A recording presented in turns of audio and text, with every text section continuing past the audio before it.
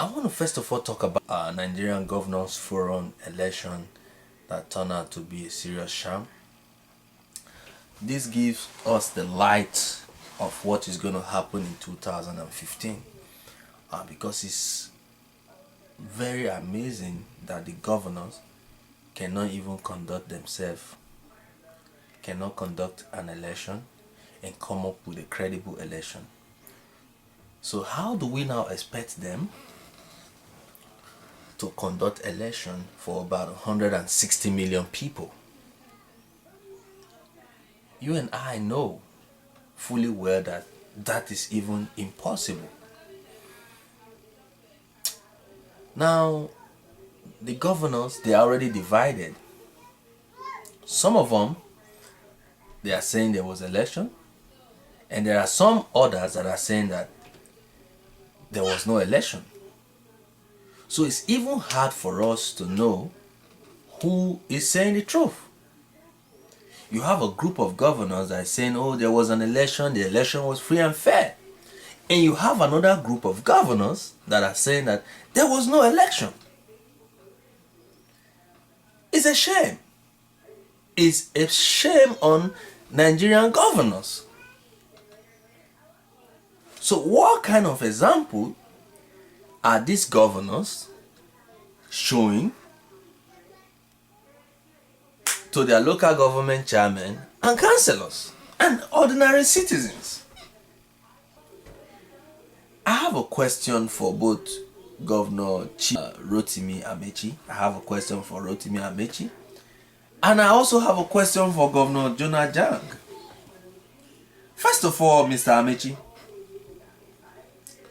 what is so special about this Nigerian Governors Forum chairmanship that you really think you cannot do for once and let go?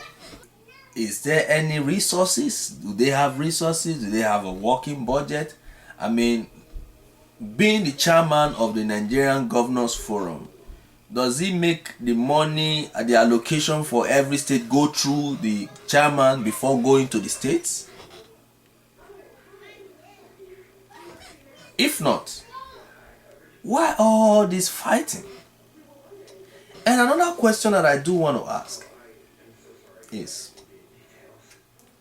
Mr. Amechi, how come that the constitution of the Nigerian Governors Forum was allegedly changed? If it was it actually changed? Then if that constitution was actually changed, why was it changed? And has there ever been an election before to elect the NGF chairman? And Mr. Jang and his cohorts, were you people actually there when when there was election in that room? Why didn't you object to the election?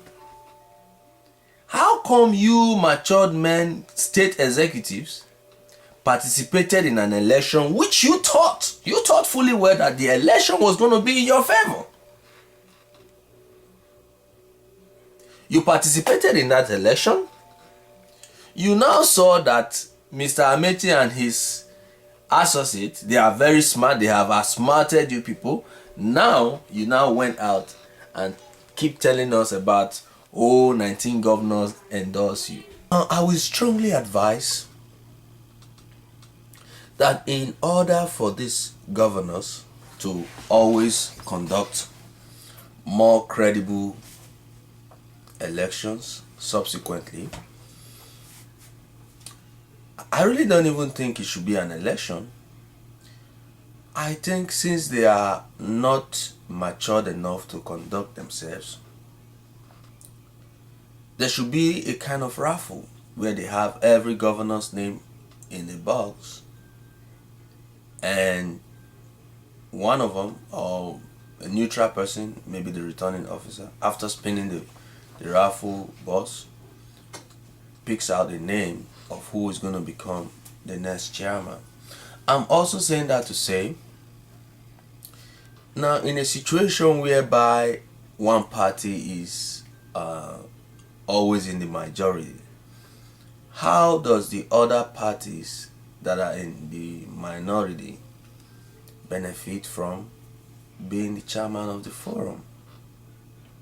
I think these are things that should be put into serious considerations in so as to allow those that are in the minority party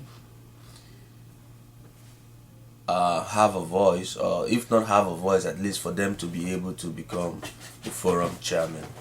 Now,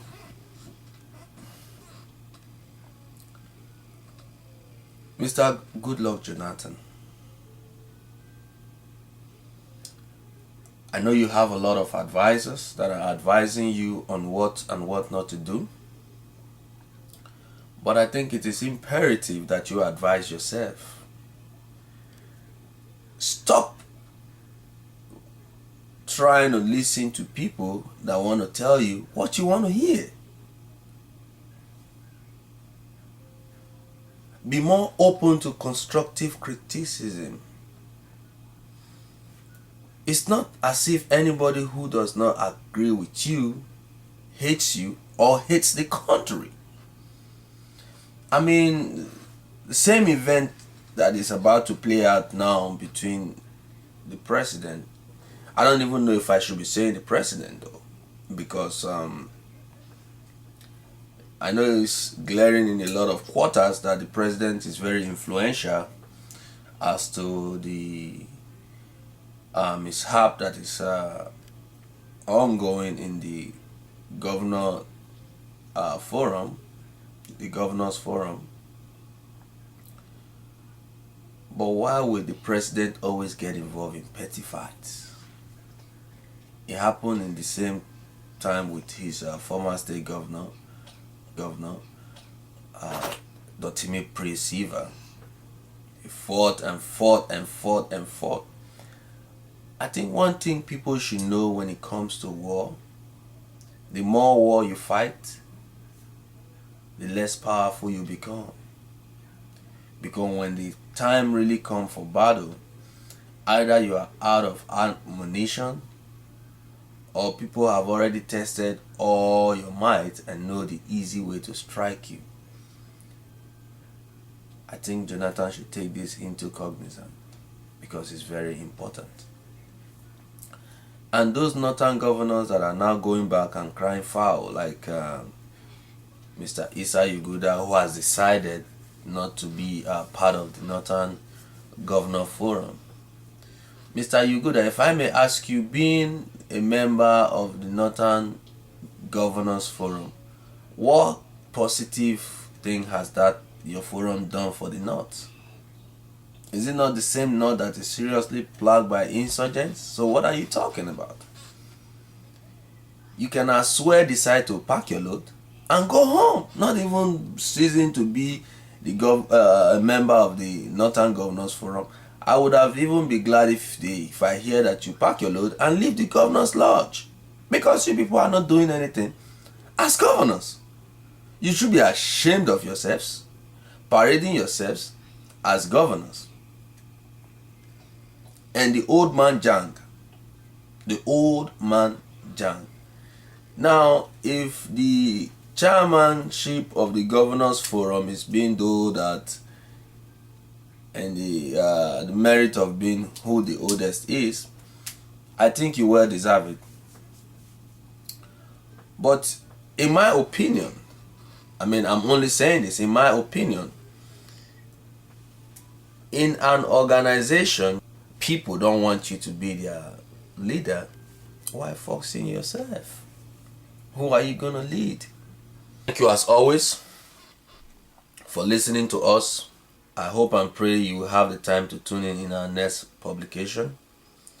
And keep the emails coming. We appreciate